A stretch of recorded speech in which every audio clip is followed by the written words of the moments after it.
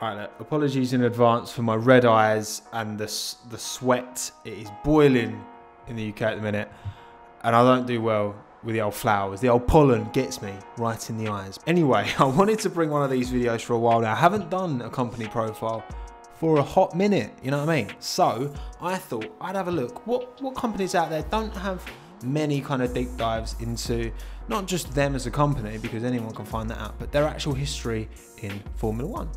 Kind of like I did with the Red Bull video, so give that a watch if you haven't already. Today we are talking about Petronas, title sponsor of the Mercedes Formula One team, where they started in Formula One and where they are today. Please drop a like on the video if you're enjoying it, subscribe if you're new to the channel and want to see more videos just like this one. Let's get into it. So Petronas is a Malaysian oil and gas company established in 1974. Their actual name is Petroleum Nasional Berhad, acronymed down to Petronas. They're 100% government owned and run by the Malaysian government, kind of like Gazprom in Russia. On the 2019 Fortune Global 500, they're ranked 158th largest company in the world. So they're pretty big business. Petrol and gas is their game. They're headquartered in the Petronas Towers in Malaysia, which were the tallest buildings in the world from 98 to 2004 when Taipei 101 came along. As much as I'm terrified of heights, I like tall buildings. I don't know, I'm really into like looking at what the next big thing is, quite literally. So that's enough about the company itself. What about their actual involvement in Formula One with Mercedes? Because they're not just a title sponsor. They deliver a little bit more than just a name on the side of that car. So they provide all the fuel and the fuel lubricants and oils and all that good stuff, all that liquid gold to the Mercedes team. No need for Shell, Mobil One, Castrol with Mercedes, hence why you don't see those names on the car. Okay, so let's get on to Formula One. What's their history? Where did they start? Well, if you saw my Red Bull video, you'll know that Red Bull started their official F1 sponsorship back in 1995 with Sauber. Also did Petronas. That was their first year, their inaugural season, 95, with Sauber, alongside Red Bull, on that 1995 Sauber C14. Beautiful car, beautiful car. The official team name was the Red Bull Sauber Petronas Formula One team. Petronas provided the oil and lubricants for the Ford engine in that car as well. Sauber were actually planning on developing their very own engine, which would have been amazing. That could have led on to amazing things going forward, having a Sauber engine. It never materialised. They were going to do it with Petronas, but there was an Asian financial crisis, which obviously massively affected Petronas being Malaysian, and so they pulled out of that venture. But they kept on sponsorship. They sponsored the Sauber team for 14 years in total. 14 years. That's probably older than some of you watching. So in 95, they just had a little sponsorship on the rear wing. They kind of owned the rear wing of that car. But then in 96, they jumped up significantly.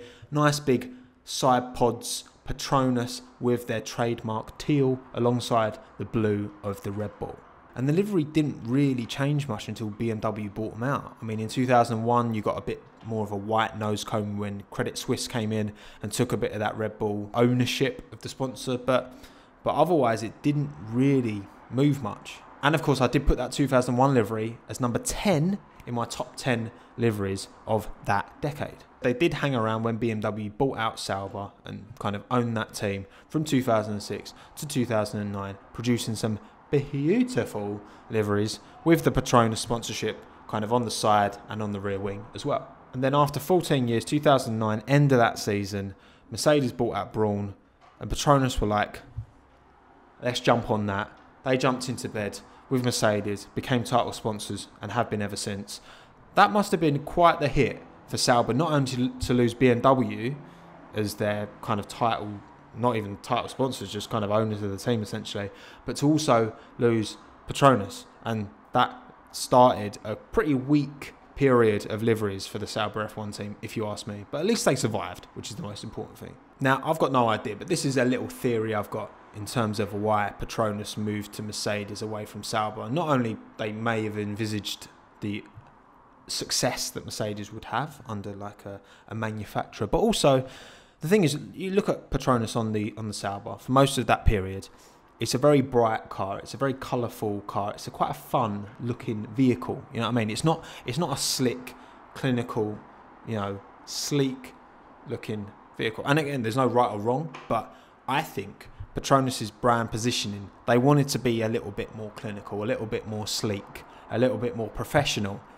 And being alongside Red Bull on that bright car, even though, you know, the teal is a bright colour, but they've proved with the Mercedes how can they can incorporate that into a livery and it look really smart and really clean.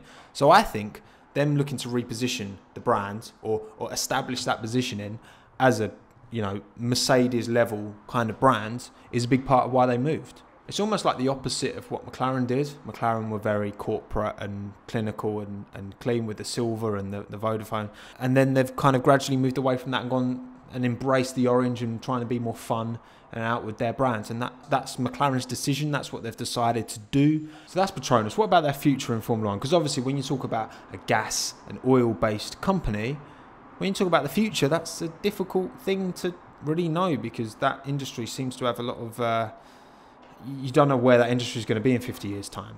So as far as what I've read and seen online, Petronas have a contract with Mercedes till the end of this season, 2020. They haven't confirmed anything beyond that officially, although I would be very surprised if they didn't continue their partnership because, again, the success of the Mercedes team has done wonders for both Mercedes and Petronas. It's established Mercedes is a proper like performance brand, which they were a bit of an old man brand, let's be honest, before Mercedes took the team over, if you ask me. They've definitely done bits in terms of turning that around. And Petronas, like, you know, being on the side of the dominant car, a car that will be looked at for years down the line, you know what I mean? That's going to have done their brand a lot of favours, a lot of good. But there you go. What do you think of Petronas? Do you think they will be an iconic sponsor in years to come when we look back, like Marlboro, you know, like Benetton, loads of these sponsors? Will Petronas hold that kind of place in people's hearts? Because, I mean, I think the car looks great. Not so much the 2020, to be honest. I think the 2019 was an absolute beauty. Don't get me wrong. 2020, but all in all, I think the Mercedes look pretty good. So yeah, let me know down in the comments below what you think of this one. It's been fun. Hair's literally starting to curl at the back now. Oh mate, I'm desperate for a trim, man. My name's been Tommo. Hope you've enjoyed. Like and subscribe. Notification bell. All that bloody good stuff. Thanks again. Have a good one.